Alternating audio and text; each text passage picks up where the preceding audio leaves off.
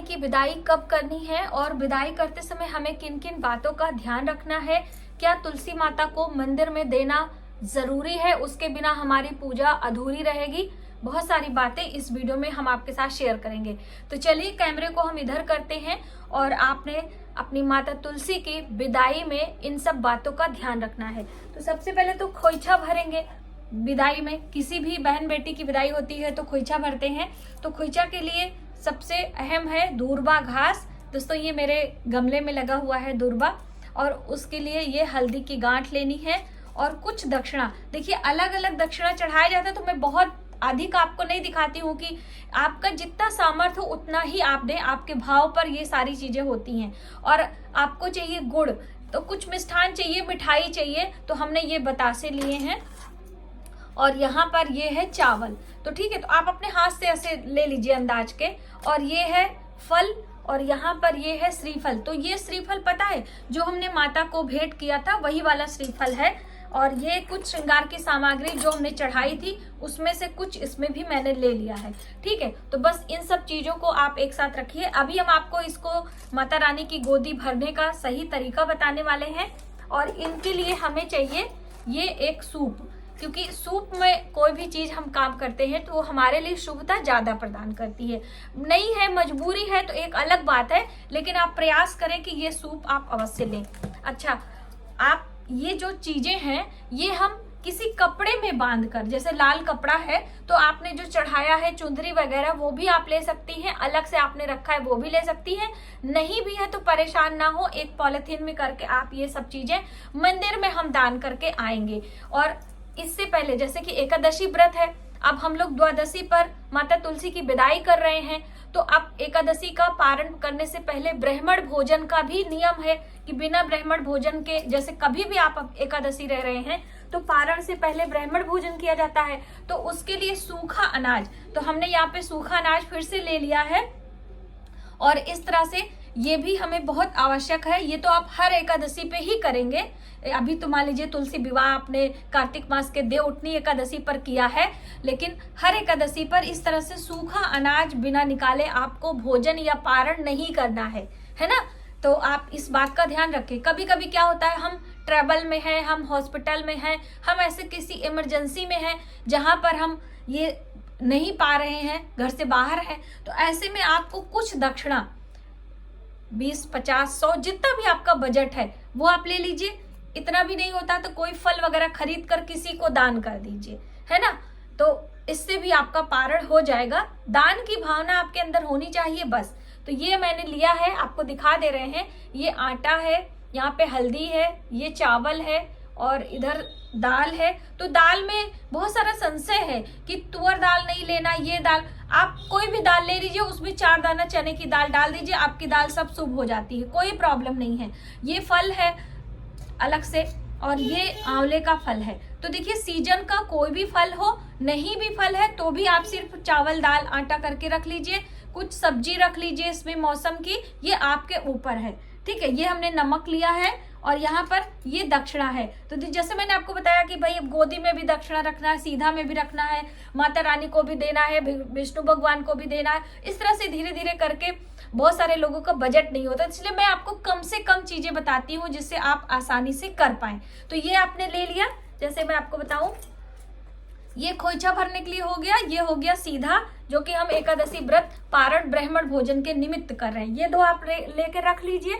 अब आइए माता तुलसी की चौकी जहां पर आपने ब्याह रचाया है वहां पर चलते हैं। देखिए पूर्णिमा पर आप कर सकते हैं, द्वादशी में भी कर सकते हैं, एकादशी में भी कर सकते हैं।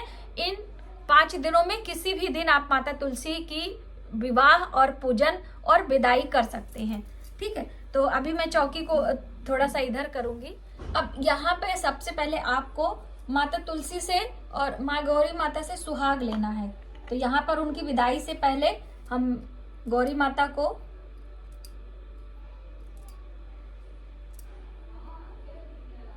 पांच बारी माता गौरी को और 2 बारी माता तुलसी को। अभी इनका विवाह हुआ है तो आप फिर से इनको सिंदूर पहनाकर और हम विदाई के लिए रेडी करेंगे। तो हमने सिंदूर लगा दिया है।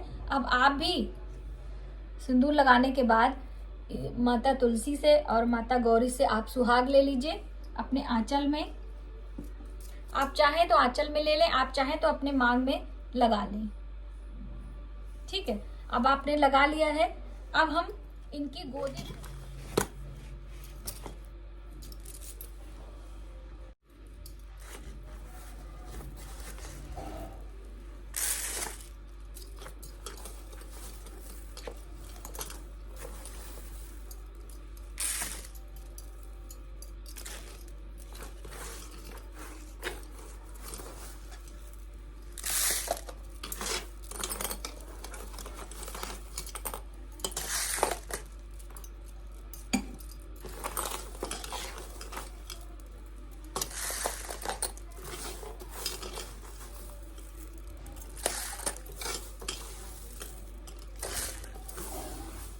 से कुछ चावल बच जाते हैं, आप उन्हें इस तरह से कभी नहीं करना चाहिए।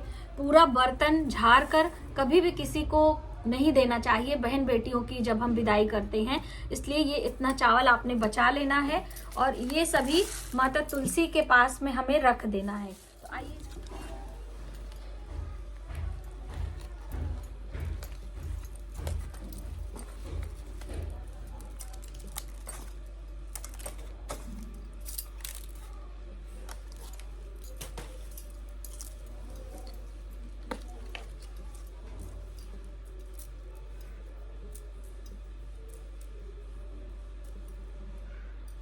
ये हम माता तुलसी को सिंदूर लगाकर विदाई करेंगे। ये यहाँ पे खोइछा आपने भर लिया है। अब आगे आपको क्या करना है कि कलश हटाना है। तो खोइछा भरने के बाद में हम ये जो गठबंधन है विदाई करेंगे। तो गठबंधन हटा लेंगे। ये कहते हैं इसे अपने घर में रखने से शुभता आती है, तो हम इसे उठाकर अपने घर में रख लेंगे। जिनके घर में बच्चों का विवाह नहीं हो रहा है वो लोग भी इसे शुभता से रख सकते हैं और माता तुलसी से आशीर्वाद ले सकते हैं कि हमारे घर में नई वधू आए और हमारे घर में शुभता हो। तो आप इस गठबंधन को 1 साल रख भी सकते हैं। ठीक है, इसके अंदर जो दक्षिणा वगैरह है सब इसी तरह से, इसे खोलिएगा नहीं। अब जो श्रृंगार की सामग्री है इस तरह से इसे आप हटा लीजिए। अब सभी बहनें पूछ रही थी कि ये हम क्या करेंगे, तो इसमें से देखिए 2-4 आप ले लीजिए। आप स्वयं सुहाग के रूप में ले सकते हैं। आप बिंदी भी रख सकते हैं, एक भी ले ले, पूरी भी ले सकते हैं। और बाकी चीजें ये जो भोजन मतलब थाली आपने निकाली है इसमें हम रख लेंगे। ठीक है, यहाँ का जो दक्षिणा था वो हम रख लेंगे। जो एक हमने संकल्प लिया था, संकल्प वाला दक्षिणा ये वाला है। और बाकी जो आपने विष्णु भगवान को चढ़ाया वो भी माता लक्ष्मी वाला दक्षिणा आप स्वयं घर में रख लीजिएगा। यहाँ पे रखते हैं। और ये भोग दोस्तों बच गया था, तो ये आप प्रसाद अपने घर में रख लीजिए खाने के लिए। और यहाँ पे जो तांबूल आपने चढ़ाया है, ये तांबूल यानी 5 सुपारी, तो आप उसी सीधा में रख दीजिए। ये हटा लेंगे। अब दूसरा काम है कि पहले जल का छिड़काव करेंगे। दीपक यदि जल रहा है तो दीपक को उठाकर अपने पूजा मंदिर में रख लीजिए। जलते हुए दीपक से चौकी नहीं हटानी चाहिए, है ना। अब इसे हटाकर थोड़ा सा हाथ में अक्षत लेकर ऐसे छिड़काव करेंगे। प्रार्थना करेंगे सभी आवाहित देवी देवता यथास्थान जाएं और हमारे घर में भगवान विष्णु, माता लक्ष्मी, रिद्धि सिद्धि सहित भगवान गणेश सदा के लिए विराजमान रहे। बिल्कुल सरल भाषा में आपको इस तरह से बोलना है और अक्षत का छिड़काव करना है बस। क्योंकि कलश में वरुण देवता और उनके साथ बहुत सारे देवी देवता हमारे पूजन के साक्षी होते हैं। देवी देवताओं का जब ब्याह होता है, कोई विशेष कार्य होता है, तो सभी देवता हमारे इस कार्य को देखने के लिए आते हैं। तो उनकी विदाई अक्षत से करते हैं और प्रणाम करते हैं, गलती के लिए क्षमा मांगते हैं। तो आप इस तरह से करें। उसके बाद फिर एक बार जल घुमाकर सभी की विदाई करेंगे। और ये जल आपको गमले में डाल देना है इस तरह से। यहाँ से धीरे धीरे चीजें हटा लेनी है। ये पुस्तक है जो सुबह सवेरे ब्रह्म मुहूर्त में हमने पूजन किया था, तो कनकधारा स्त्रोत का पाठ किया था, ये हटा लेंगे। ये जो आपके इसमें बचा है आप दोबारा पूजा कर सकते हैं, कोई प्रॉब्लम नहीं है। गन्ने की हम बात करें तो गन्ना आपके घर में बच्चे हैं, आप स्वयं है, प्रसाद के रूप में इसे लेकर गन्ना चूसा जाता है दूसरे दिन। और यहाँ से सभी गन्ने हम हटा लेंगे। और आप चाहें तो अगर आपके ब्राह्मण वगैरह लेना चाहते हैं तो आप दे भी सकते हैं। अब ये दीपक हटा दीजिए। इसका ये जो है आप अपनी रसोई में इस्तेमाल कर सकते हैं। तिल है, तिल का हमने सरई रखा था और इसे हटाकर कलश के जल को गमले में डालेंगे। इसके अंदर हल्दी है, सुपारी है और लौंग, इलायची और साथ में सिक्का है। तो इसे धोकर दोबारा आप सुखाकर इस्तेमाल भी कर सकते हैं और हल्दी वगैरह अपने रसोई में भी रख सकते हैं। ठीक है, तो अभी हमने यहाँ पर बैठे हैं तो हम इसको साइड में रख देंगे। अभी उठेंगे तो हम गमले में डाल देंगे। ये जो विष्णु भगवान की फोटो है जिससे आपने ब्याह रचाया है, तो ये आपके पूजा मंदिर का है, तो इसे आप साफ कर दीजिए कपड़े से। तो अभी हमारे पास यहाँ पर कोई साफ कपड़ा होता है तभी से चेहरा साफ करेंगे ना, तो इसे अपने पूजा मंदिर में हमने रख लेना है। ठीक है,